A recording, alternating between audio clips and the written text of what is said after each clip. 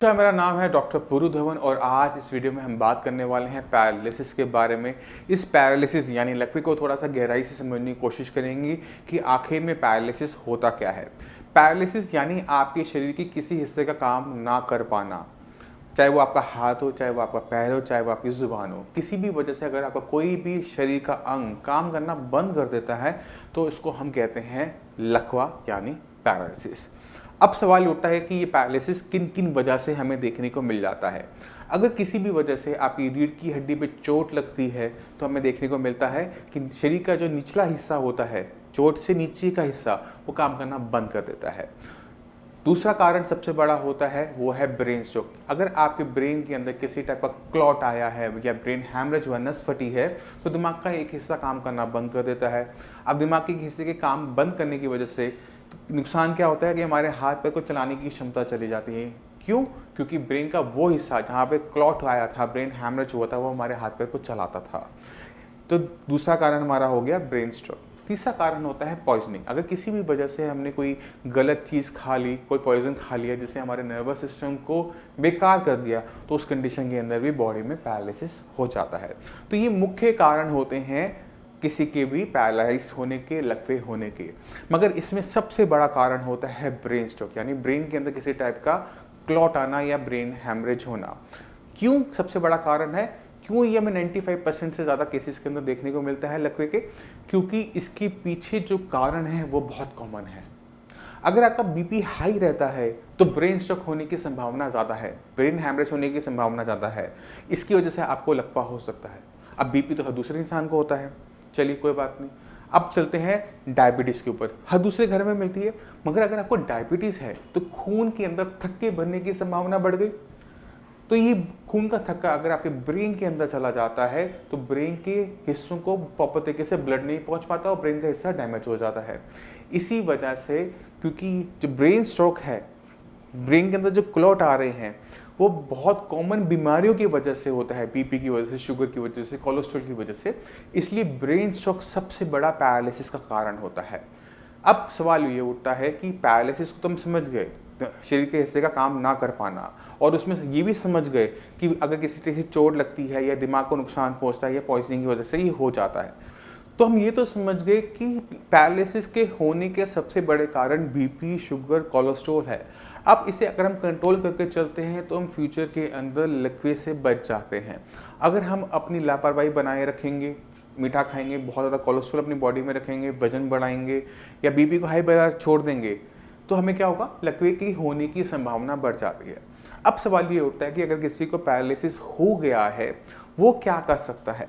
Brain के अंदर जब किसी टाइप का नुकसान हो जाता है तो उसकी भरपाई आसान नहीं होती, क्योंकि जो हिस्सा मर गया है वो जिंदा नहीं हो सकता, हमें कुछ नया करना पड़ेगा।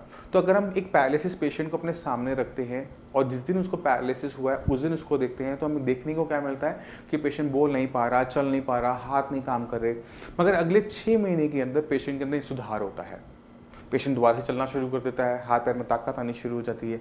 पेशेंट को ये लगता है कि मैं पूरा ठीक हो जाऊंगा, बट ऐसा हो नहीं पाता। 6 महीने बीतने के बाद नुकसान क्या होता है कि उसकी जो सुधार हो रहा था वो कहीं ना कहीं रुक जाता है। अब सवाल ये उठता है कि ऐसा क्यों हुआ कि पहले 6 महीने सुधार आया उसके बाद नहीं आया? ये इस वजह से होता है क्योंकि हमारे ब्रेन के अंदर अपने अंदर सुधार करने की क्षमता होती है।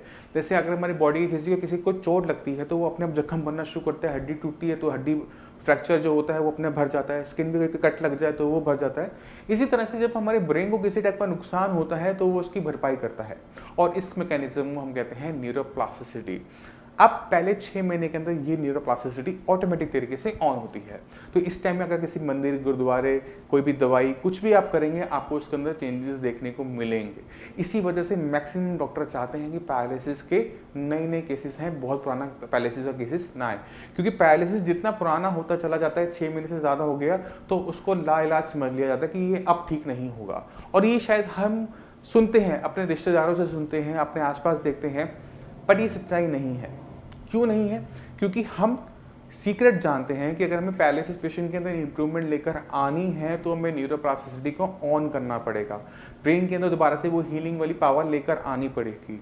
अब इसको हमें और गहराई में जाके करना पड़ता है कि न्यूरोप्लास्टिसिटी को ऑन करने के लिए हमें मेडिसिन की हेल्प लेनी पड़ती है।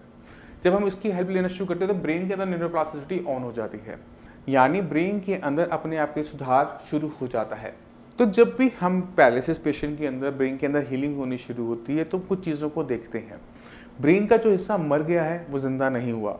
ब्रेन के जो पुराने सेल्स हैं उन्होंने ही अपने बीच में कनेक्शंस को बनाया, जिन्हें हम इंटरडेंड्राइट कनेक्शंस कहते हैं, जिसकी वजह से हमारा दिमाग के अंदर विकास होता है।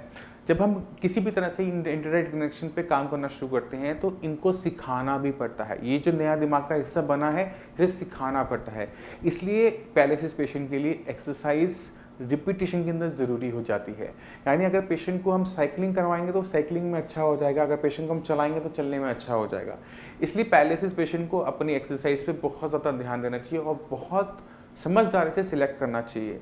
जिस काम को वो करना चाहता है ठीक होने के बाद उसे पहले करना चाहिए, उसे वो अभी से शुरुआत कर देनी चाहिए, क्योंकि वो सारे काम पहले जैसे नहीं कर पाएगा। क्योंकि आपकी उम्र हो सकती है 40 साल, मगर जो हिस्सा अब बना है उसकी उम्र तो अभी ही कुछ महीने ही है, कुछ दिन ही है, तो उसको पूरा 40 साल तक का विकास देना आसान काम नहीं होता।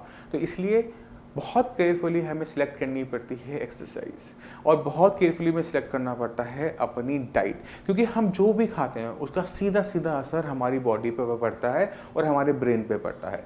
अगर हमारी बॉडी में किसी टाइप की भी डेफिशिएंसी है तो पैरालिसिस के ट्रीटमेंट में हिंड्रेंस पैदा होती है, दिक्कत पैदा होती है।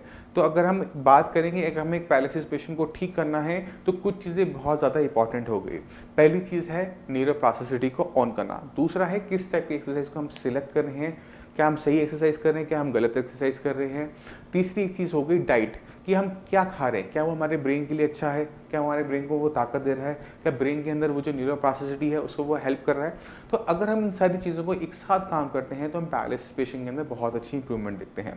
तो मैं उम्मीद करता हूँ इस वीडियो में आप समझ गए होंगे कि पैरालिसिस क्यों होता है, किस वजह से होता है, और कुछ आपको आइडिया लग गया होगा कि पैरालिसिस ट्रीटमेंट के अंदर हमें किन किन चीज़ों का ध्यान देना पड़ता है।